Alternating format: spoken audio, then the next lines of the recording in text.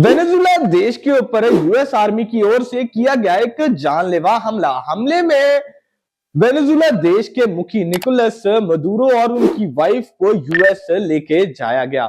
हालांकि इस ऑपरेशन का नाम डोनाल्ड ट्रंप की ओर से दिया गया है ऑपरेशन एब्सोल्यूट रिजॉल्व। हालांकि ये ऑपरेशन की शुरुआत काफी लंबे समय तो चल रही थी और काफी लंबे समय से यूएस और वेनेजुला के बीच में लड़ाई या कह सकते हैं नोक झोंक देखने को जरूर मिली थी। हालांकि अगर हम शुरुआत करें निकोलस मदुरो है कौन। निकोलस मदुरो एक बहुत ही हम्बल बैकग्राउंड से या कह सकते हैं एक बहुत ही आम घर से थे। उनका जन्म 1962 में हुआ और उसके बाद जब उन्होंने अपनी जिंदगी की पहली नौकरी या कह सकते हैं कि पहला काम जो उन्होंने अपनी जिंदगी में किया वो थी एक बस ड्राइवर। उसके बाद वो मेट्रो यूनियन के प्रधान बने। हालांकि ये सारी चीजों के साथ साथ उनकी बहुत रुचि भी थी इलेक्शंस की ओर और प्रेसिडेंट बनने की ओर। उसके बाद वो उस समय के प्रेसिडेंट हुगो के बहुत ही ज्यादा करीबी बन गए थे।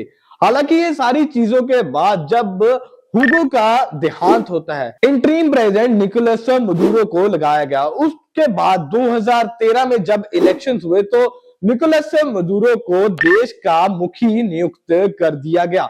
हालांकि ये बहुत क्लोज इलेक्शन था पर फिर भी उनको जीत प्राप्त हुई और वो एक अगले मुखी इस देश के बन गए।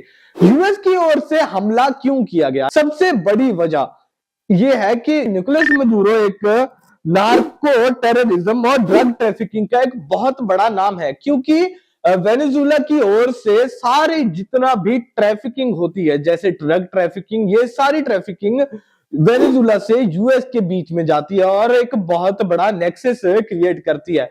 ये सारी चीजों के बाद यूएस की ओर से काफी बड़े एलिगेशंस और निकोलस मदुरो को एक बहुत बड़ा अपराधी अपने देश में बताया गया। हालांकि इनके ऊपर $50,000 का एक इनाम भी था कि जो भी निकोलस मदुरो को उनके देश में लेके आएगा उसको $50,000 का एक इनाम, बहुत बड़ा इनाम यूएस गवर्नमेंट की ओर से भी लगाया गया था।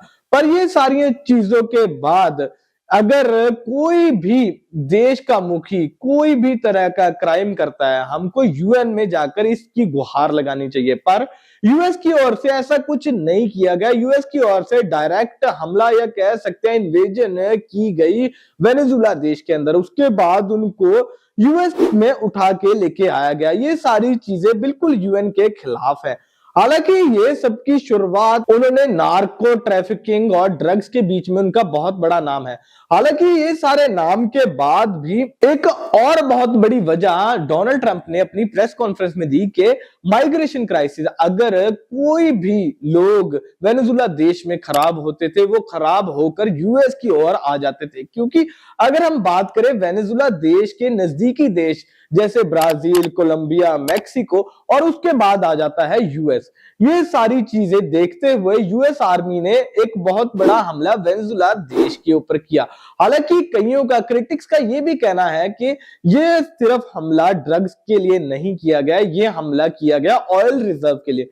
ऑयल रिजर्व की अगर हम बात करें वेनेजुला देश के पास पूरे वर्ल्ड में सबसे ज्यादा ऑयल रिजर्व है।